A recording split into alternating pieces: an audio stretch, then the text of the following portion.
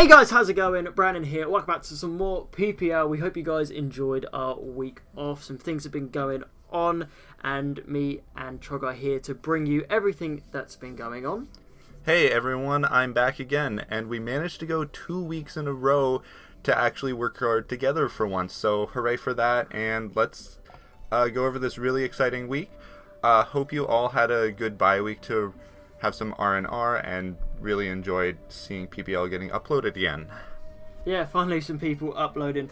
Before we get all into this, guys, if you're new around here, make sure you hit that subscribe button down below. Make sure you hit the like button on the video. If you need any links to anything, any of the coaches, ourselves, everything will be down in the description below. It's all there for you to deal with. But without further ado, we have one game to catch up on, and that's actually a week 4 game between Melbourne Victory Star and Better Jack and Marilanto Terrapins and Kelly. Yeah, unfortunately they weren't able to play week 4. This is going back to week 4. And then in our week 4 and 5 recaps, we accounted for that game not being played. So they managed to get that done during the bye week, and we have those results for you.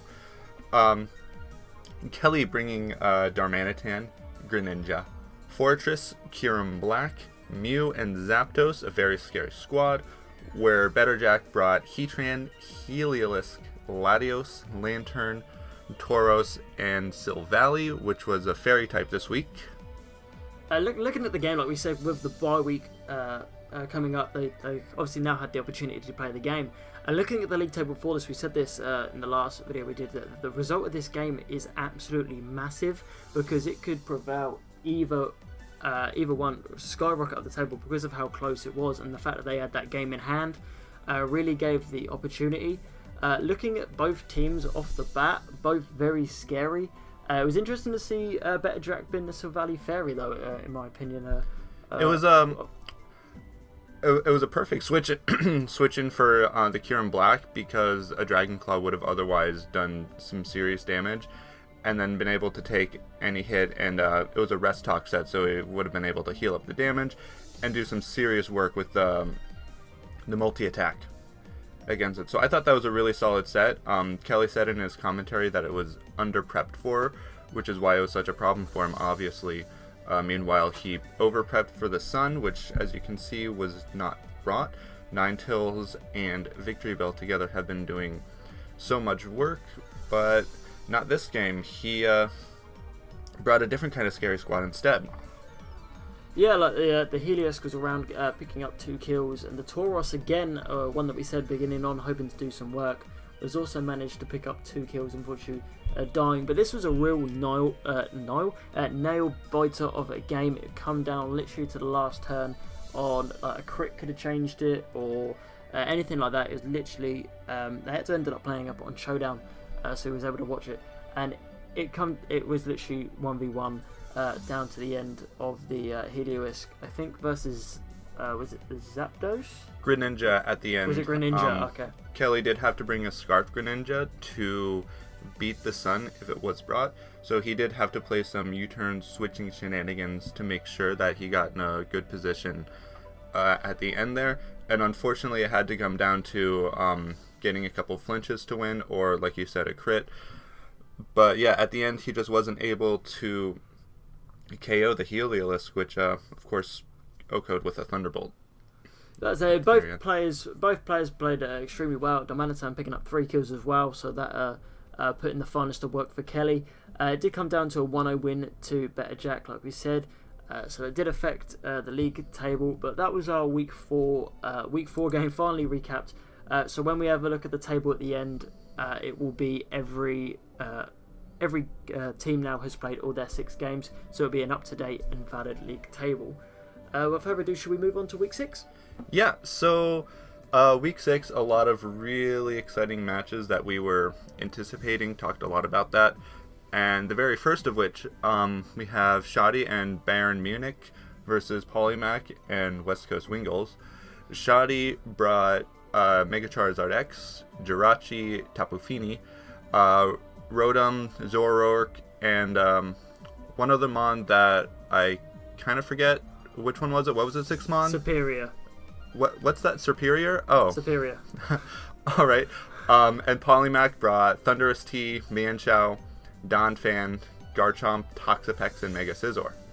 Now, one of the reasons I was really looking forward to this game was the fact that Paulie was just off a massive win. He was on fire. He was absolutely on fire. And then you watch this game, and it's the Superior show with Contrary, Leaf Storm, and Paulie couldn't really do anything. Yeah, that was it was a little bit frustrating to watch him like not being able to deal with it. I've used Superior in a league before, and I thought it was hot garbage, but apparently it was just had such a better matchup this game. I think there was only one or none grass resist on Paulie's team, and like he said in his commentary, his Thundurus didn't have the sludge wave like it needed to beat it, and otherwise it would have been a bit of a different story. That's a lot. His only real, looking at the team that he brought, his one resist was the Mega Scizor, and but because of the HP Fire, he couldn't freely switch it in and then be able to outspeed. He was able to bring it in and do a Bullet Punch, but it literally, with Shardy's set, with the Synthesis being slightly bulky, it was too far gone at that point to be able to, and it just got obliterated. The Toxapex wasn't able to do it. It was able to do something. There was a few misses in at the end, and Paulie going for the Infestation and the Toxic, and it was sort of like maybe a Poison Jab could have taken it out. But at that point, he only had the Toxapex left. It was too far gone. I don't think the Toxapex would have been. Well, it wouldn't have beaten the Jirachi one-on-one anyway. So it was far too late at that point. No, so this was a 5-0 win for Shadi. Unfortunate loss for Paul, but there were a couple issues with his team being not with the correct moves that it should have had. So that puts an end to his win streak there, unfortunately, but he's still in a pretty decent position overall. Shadi moving up on the table. After a massive win, and Shadi's really starting to find his feet in the league now, and is chasing that title now. He's proven that he's proven everyone wrong. Who will give him shit, including me. And he's proper chasing that title, and he wants his second title in a different league. And if he keeps playing the way he is, he's definitely one of the top contenders to get it. Absolutely. So next up we have Will McCarty and the Buffalont Bills versus Monatui and the Tampa Bay Luxrays.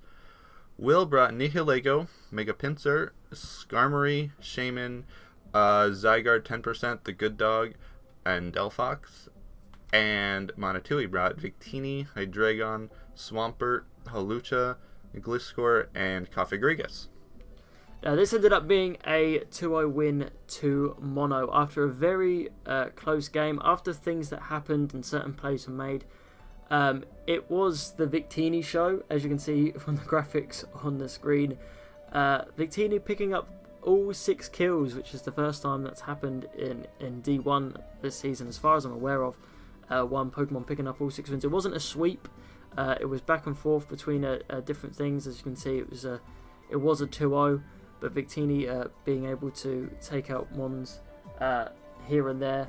And we said one of the plays was Delphox not clicking Ghostium Z, which it had to deal with the Victini, and it could have been a completely different story because the Ghostium Z would have taken out the Victini, and it would have been a completely different story. And also, McCarty, a lot of his game plan relied on having rocks for the extra chip damage and the extra pressure. His rocker being Skarmory and having no attacking moves was able to get taunted very easily multiple times. So Monatui knew it was important not to let him get those up. But if he had the rocks, Victini would have been a lot more pressured to not come in all the time. Because this game, it was just able to come in so freely and U-turn and V-create to get off massive damage on everything. Of course, picking up all 6 kills. I do want to congratulate Will on using his Mega Pinsir very well. It was very nice to see it pick up a couple kills this game with Double Edge, insanely powerful. Yeah, he was saying it. I listened to his commentary, and he was saying how that he hadn't really felt really good with Mega Pincer so far. He was struggling to use it properly, and he said that he was happy with how it was used this game. So fingers crossed that he can keep that momentum going into next week and see if he can use it, if he does bring it next week, in a similar manner. Yeah, and unfortunately Coffee Gregus was a pretty decent counter for Mega Pincer, negating its aerialate ability, and then it's of course immune to all of its most powerful attacks after that. So if he gets the matchup for it without something that has a mummy to counter it so well, then yeah, let's see him make Mega Pincer like really shine the way it's meant to be. Yeah, down to it was a really good prep, I think, on Mono's side. The Victini set was spot on. He knew what he had to do to be able to win. Obviously, he's taught in the Skarmory, so he couldn't get the rocks up. So, like he said, he could get Victini in freely, and it was just able to clean up at the end. And a very good win for Mono in the Tampa Bay Luxuries. Absolutely. So our next match, we have once again Kelly, the Maryland Torterrapins, versus Jolt from the Token Minorities and the Toronto Star Raptors.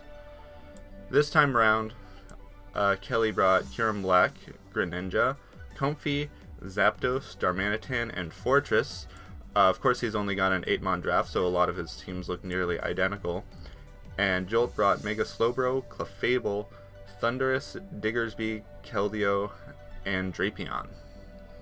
Now, obviously, as we said, from the Week 4 match that they played in the bye week, Kelly lost to Other Jack. So I think coming into this game, he wanted that win just to keep some sort of momentum going. And going up against Jolt, who we know is not the easiest person to go up against. It ended up being a 2-0 win to Kelly and the Maryland Torterrapins. A very good game back and forth between them. They were trying to predict, a lot of predictions were made, a lot of switch-ins for covering different things. I think Jolt losing the Diggersby quite early on was crucial. Not only losing the Diggersby, I was a fan of the spicy set that he brought, but at the same time, I think he would have done better with just a straight-up Scarf Diggersby or Banded Diggersby.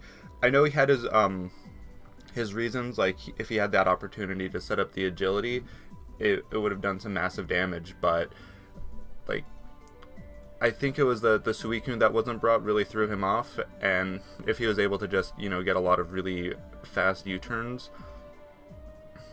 off, instead of having to switch around a little bit more cautiously against the team. Because I believe that it was a weakness policy agility set.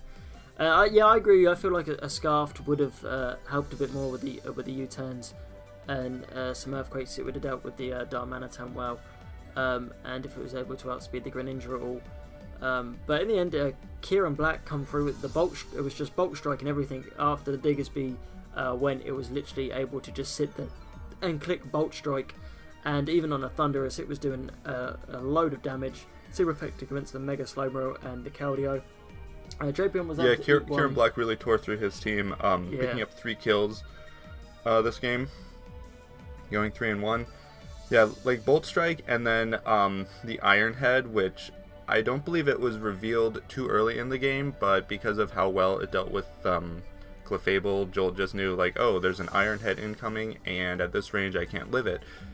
So, yeah, the combination of Bolt Strike and Iron Head just annihilated. As going through the game, I watched Jolt's commentary. He knew, I think, a crit coming at some point, and he wasn't able to soft boil.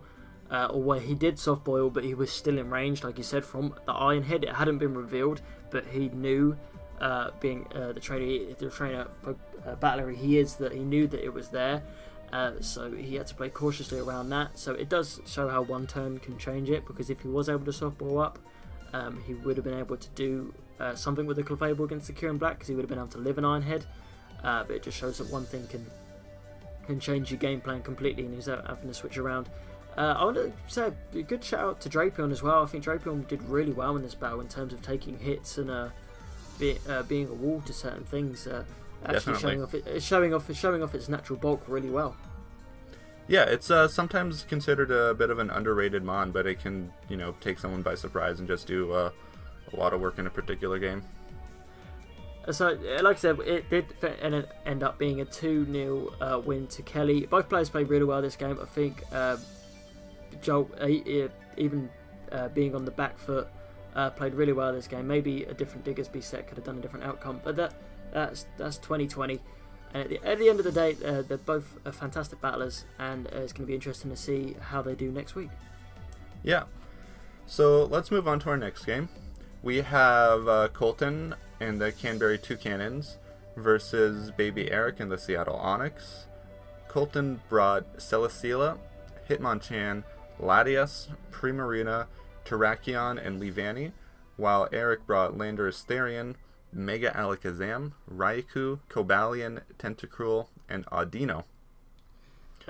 With this game, both of them being at the bottom of the table, Colton still trying to get some momentum going, and Eric on a massive losing streak.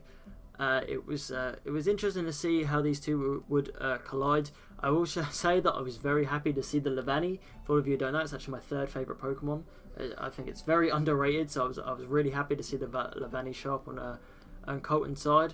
But the way it played out, obviously Eric knew that the sticky webs of some sort were coming, and the Tentacruel was a good cover to that.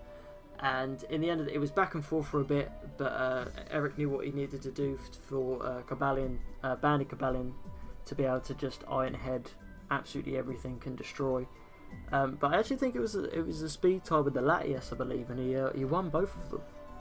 I'm not sure if it was a speed tie with the Latias. I'm not certain on Colton's investment, but when it was Cobalion versus Terrakion, when he started picking up all four of his kills, that was in fact a speed tie. So he did get the correct roll there. Not so much a roll. He got the correct 50% chance on the winning side, and was able to just pick up a lot of kills. I think Eric's prep, aside from the Cobalion, was really good. Like you mentioned, the Tentacruel was a really great answer to the Leavanny, being able to get it down to a sash and then rapid spin the webs away. I also want to give a huge shout out to that Mega Alakazam set. The Charge Beam and tracing the Beast Boost from Celesteela. When I was watching that prep, I was hoping, like, can this be something that just cleans up the entire game? Which it got one of those Beast Boosts, I think got up to +4 special attack. But then he was playing a little bit more cautiously with it and then let it go down too early in the game. Yeah, the close combat Terrakion was able to take it out. So there was no Alakazam's physical defenses are absolute trash. But yeah, I was thinking that it was possible when it was doing those charge beams and the Celesteela, it encored it into Leech Seed, and Colton wasn't switching out, and every single time it was getting these boosts from the charge beam, and then, like you said, it got the Beast Boost. I was thinking, is this thing going to be able to finish up? But like you said, yeah, he played cautiously with it, and it did go down eventually. But in the end game, it worked out well. Raikou was able to pick up a kill and come in and pick something up, and then Cobalion just iron-headed everything else to obliteration, and that was a good game. Yeah, so Eric's finally got over his losing streak, picking up, I believe it's going 2-4 now. Yeah, they're both 2-4 now. Both 2-4 now, so hopefully Eric can start picking up some serious momentum, because he's got a great squad, and he's a great battler. So definitely. So let's go on to our next match. We have Jack the Don Fanatic and the Norwich Skitty versus Jordan and the Southampton Sneasels. Jack brought Necrozma, Electivire, Infernape, Mega Beedrill, Kartana, and Togekiss, and Jordan brought Manaphy, Kyurem, Whimsicott, Bronzong, Excadrill, and Sylveon. This was a game that, like I said, if you guys watched the recap, I was really looking forward to. And the fact of this is because Jordan was picking up so much, even though he was losing, his prep was getting better. And I know Jack personally, and he was talking about how he was definitely worried about this game. But as we can see, it's a 3-0 win to Jack in the end. The Katana coming through with 3-0 with the, I think it was a banded leaf blade. But shout out to Jordan's switcheroo Wismacott. I thought that was really cool and a good idea. That was a that was a lot of fun, definitely. But like I say, it was a great match. Just like the Octavar was able to Volt switch around. We didn't see so much in the Crosma this week. Jack's definitely used it better in different weeks. The Mega Beedrill was definitely a threat after the Bronzong was down. And even then, Jordan said in his commentary that Bronzong was supposed to be his Mega Beedrill check, and at one point it did so much damage to Bronzong that I just thought, like, I'm sorry, I don't think that's a proper check for Mega Beedrill. Of course, Bronzong is insanely bulky, but Mega Beedrill with its adaptability, like stab U-turn, is just so ridiculous in the damage it can do. Yeah, with it being neutral as well, Bronzong being a psychic type, it did a massive chunk, and it was just like, this is a problem. And it just whittled down to Katana being able to come in at the end for, I think, the second or third time this season. I think it's maybe second that Katana's been able to come in at the end and just pick up a load of kills with Leaf Blade. Yeah, it is a really scary mon, especially good for late game cleaning, getting able to beast boost to a couple attack raises to get those last kills of the game. So once the beast boost goes off and its attack range, its attack's stupidly high enough as it is. I know it's frail in the special department. It's got I was going to say it's got a little bit of bulk, but it doesn't really. But with that attack being so high, you give max speed investment, it will be able to just finish up, and that's exactly what Jack knew it could do, and that is what he did in the end to give him the 3-0 victory. Yeah, so good job, Jack. Jordan, glad to see you upload your game finally, but yeah, I noticed that. I was like, we got a game from Jordan. I was actually able to sit and watch his perspective for once. But like you said, he thought the Bronzong would be the Mega Beedrill, and it just, after that U-turn, it's just like, maybe not. But that's all learning curve. I'm sure if Jordan keeps up his prep that he's been doing for the last few games, I'm definitely sure that a win will be coming his way very soon. Absolutely. So let's move on to our last game. We have Better Jack and the Melbourne Victory Star versus Ruby Marrow and the Cleveland Bros. We have the Sun Core versus the Rain Core. Better Jack bringing Ninetales, Tapu Bulu, Scizor, Silvally, which was Ghost type this time around, Heliolisk, and Lantern. And Ruby brought Breloom, Scolipede, Mamoswine, Meloetta, Ferrothorn, and Tapu Koko. With the Cleveland Bros being top and Melbourne Victory Star coming off a win against Kelly, this was a crucial top of the table match. And as you can see from Better Jack getting the 4-0 victory versus Cleveland Bros, quite a surprising result as well. 4-0. Ruby not handling. Let's say we said I watched back for when we were battle of the terrains and the weather, and Ruby not bringing the water this week, which I think was Jack of course only brought Ninetales, not the victory belt to take advantage of that, but it was still able to put in a lot of work going 2-0 this week. But yeah, Ruby didn't bring the Pelipper or the Kingdra, interestingly enough. But so, when it comes to like the weathers, like we said, we had Better Jack with the sun and Ruby with the rain. Whether it comes back and forth, the rain wins over the sun because of obviously water and fire typings. So it was interesting to see Ruby not bring it.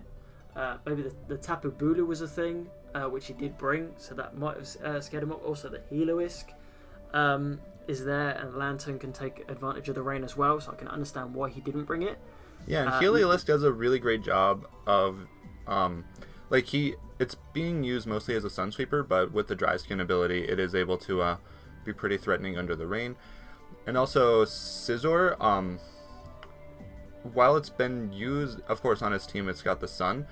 but if it were under rain, then any HP fire techs would not have done nearly as much damage. So Scizor had that chance to negate its fire weakness. Yeah, it was like I say with the fire. With I say it was weird because he knew that the Ninetales was a massive threat, and then the Breloom was brought, the Scolipede was brought, the Mamoswine was brought, and the Ferrothorn was brought, all massively weak to fire. So not bringing the Raincore was a bit, considering we brought all those 4 against the Ninetales that he knows is doing a massive chunk to people this season. Losing the Ferrothorn really early on straight away as well, and I didn't really get Ruby's prep for this one, to be honest. Yeah, and normally Scolipede, trains through his team, but Jack brought a really interesting counter to it in the Ghost type Silvally. Was able to take even a +4 Mega Horn quite handily, and with the Rest Talk, it was able to take hits for days. Scolipede, of course, had the Z-move superpower, which was used right on Silvally and did absolutely no damage. So Jack was curious, was that because he didn't see that it was Ghost type, or was predicting a switch? But it was just a really curious play, because I've heard that when you're on Wi-Fi you can kind of figure out which type it is handily, but in the end Silvally just did a great job countering that monstrous threat. In the end of it, it was really well played by both guys. I'm going to say it was the first time we've probably seen Ruby sort of struggle a slight bit. He didn't really know how to deal with Betterjack's thing, and now Betterjack's on a massive momentum scale. And as you're about to see from the league table, which we're about to switch over to now, because of that result, let me get up the league table itself. Because of the results, it's actually put Betterjack into first position, top of the table, 4-2, and a better differerential of 7 with the 34 kills and the only 27 deaths. With second being Kelly, being 4. Yeah, right now the 34 top and 28. The top 5 we have all at 4-2, so everyone's fighting for differential. And one thing I forgot to mention about that game was Jack was in such a good position that he said he was able to actually play for differential, so he could get the #1 seat that he's got right now. So I remember us saying a few weeks ago, saying that it's going to be interesting to see who starts playing for differential. And I think this is the time that we're going to really start seeing people play for differential, because there's the 5 are all 4-2. It's literally all down to differential, and it could all change. Yeah, a lot of people really need to get those big wins if they want to get ahead, because even if you're guaranteed a 1-0 victory, that could still put you down a couple spots versus someone else getting a even bigger spot. Because yeah, the top 5 people are all 4-2. Of course, we said there's Kelly there in the #2 spot, and then third we have Shoddy, just coming off a big win, up to a +6 differential now. And Ruby is still in the pack, 4-2 of course, with a +5. I think he just lost the #1 spot after being there for 3 or 4 weeks. Yeah, it's around that. And then Monotui finally fighting back, 4-2 of course, but at a +1 differential. So if he wants to get up there, he's got to get some big wins. And then from 6th to 9th, again, it's all down to differential, because all 6 to 9 are all 3-3, and it's all differentials. So we've got 6th is Will and the Buffalo Bills with a 3 differential. 7 is Don Fanatic Jack with a 1 differential. Then 8th is Joel with a 0 differential, is 28 and 28. Then 9th is Paulie with a -1 differential. And then we've got our bottom 3. Yeah, the table is still so competitive. We're just, I think we're just past halfway through the season, and everything is still, really fighting for the top. Yeah, well, it's still anyone's game for any part of the table. We've got battles going on left, right, and centre. But our bottom three, in 10th place we have the Seattle Onyx, Baby Eric, finally getting off that losing streak, going 2-4 with a -3 differential. In 11th we have Colton, sorry, and the Canberra Cannons, also 2-4 with a -9 differential. And at the bottom we still have Jordan, who's still looking for that first win of the season, 0-6, with unfortunately the -16 differential. Yeah, we've seen those the bottom three there for a little while now, so I don't know if that's just shaping for those guys to be part of the relegation, or if we're going to see them like really use that as motivation to get in the higher up on the table, because we've seen so many people just move so far. Like what was it? Someone was able to go from 9th to 1st based on how their game went, and so many people have just been going like so many erratic places on the table. Right, so now let's move on to the Golden Pokeball Award, and luckily for us, our editors over here at PPL are great and don't update the GBA properly. Golden Pokeball Award properly. So we've got our 10 that we think is the order they're in. Okay, so hey, how's it going, guys? I'm sitting here doing the editing and everything, and basically, as you can say, we think we got it right. Yeah, no, we didn't. Basically, the spreadsheets that we use to do this, they weren't updated, so me and Trog had to try and put together our own one, and it turns out we were wrong on a few more than just a little bit of levels. So I'm going to quickly go through the correct top 10 now, so it's correct. Because before the spreadsheet wasn't updated, and I've just looked at it now and it is updated, and it means that I can do the graphics correctly and I can give you guys the correct top 10 and it look all happy dandy. So in first place on the Golden Pokeball Award at the moment we have Jolt Diggersby with 12 kills and 4 deaths. In second place we have Garchomp for Paulie Mac and the West Coast Wingos with 11 kills, 4 deaths. Third we have Greninja for Kelly with 10 kills, 3 deaths. On the same is Ruby Marrow's Scolipede on 10 kills, 3 deaths. Then after its dominating display, Victini's up to 10-4 for Mono and the Tampa Bay Rockstrays. In 6th is Manaphy for Jordan Southampton Sneasels with 9-6. 7 is Ninetales with 8-3. Then we have Kieran Black with 8-5. Then moving on to 9th, it's Kartana with 7-1.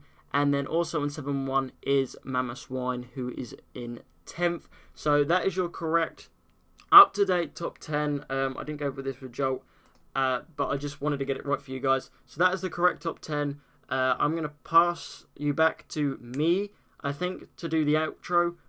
So yeah, but that is going to be it for this week. I believe we're done, if I'm not mistaken. Yeah, we had a really We always great week to we always go make over, a right but mess of this. So that's going to be us done for this week, you guys. If you have enjoyed, like I said, definitely make sure you hit that like button down below for me. Show your support towards the channel and the series. Anything else to say, Trog? Also, we want to keep plugging everyone to check out the links to the PPL t-shirt shop. A lot of people have been very excited to get their swag out there. I think someone actually bought a shirt from Shoddy's team, so someone else picked something up from one of his opponents. We're very excited to have that around. What Shoddy's team called again? Bayern Munich. Oh, he actually said it right. He said it wrong earlier. I'll keep saying it right and wrong, but yeah, you go back and forth because you know you can get it right, but you say it wrong on purpose. Just have a little dig in. All right, you guys, that is us done for there. We're gonna get up out. Thank you so much for watching, and we'll see you guys soon. Yeah, thanks for watching, everyone. See you next week. Bye bye. Bye.